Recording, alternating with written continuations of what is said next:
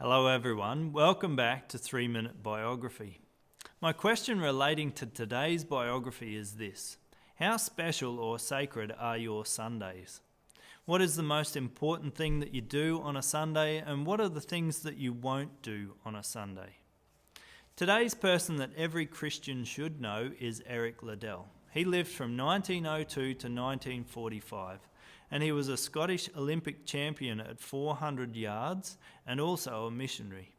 The movie The Chariots of Fire captures his inspirational life, and there's also a book called The Flying Scotsman by Sally Magnuson.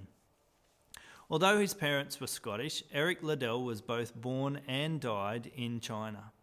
His early schooling life began at a Christian boarding school for 12 years, but in 1921 he moved to Edinburgh University where he studied science.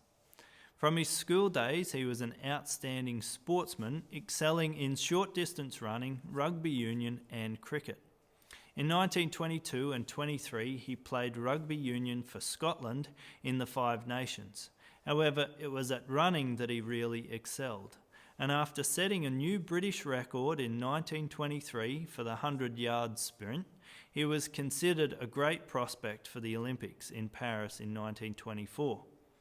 But because the heats of the 100-yard sprint were held on a Sunday, he withdrew from the race, a race considered to be his strongest.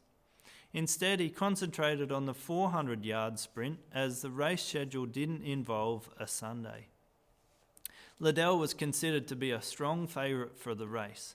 Before the final, the US Olympic masseur slipped a piece of paper into his hand. It included the words from 1 Samuel 2 verse 30, "Those who honour me I will honour." Sprinting from the start, Liddell created a significant gap to other runners and held on to win gold and set a new Olympic record of 47.6 seconds. He described his race plan.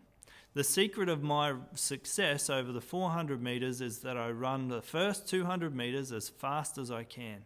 Then for the second 200, with God's help, I run faster." He also won bronze in the 200 yards, and in this race he beat Harold Abraham, a British rival and teammate. Liddell's running style was unorthodox. Towards the end of the race, he would fling his head back with his mouth wide open, appearing to gasp for breath. In 1925, Liddell returned to northern China to serve as a missionary, like his parents. And in China, he remained fit but only competed sporadically. Liddell married Florence Mackenzie, a Canadian missionary, and they had 3 daughters, Patricia, Heather, and Maureen. In 1941, the advancing Japanese army pressed Liddell and his family to flee to a rural mission station. Liddell was kept very busy dealing with the stream of locals who came to the station for medical treatment and food. In 1943, the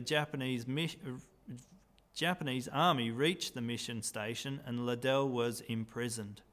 Aggravated by the shortage of food and medical treatment, Liddell developed a brain tumour and suffered severe ill health.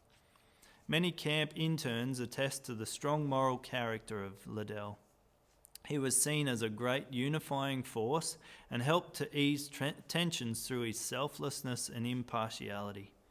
Liddell died on the 21st of February 1945, 5 months before liberation. And no matter what life threw at Eric Liddell, he made a commitment to honour God in every area of his life.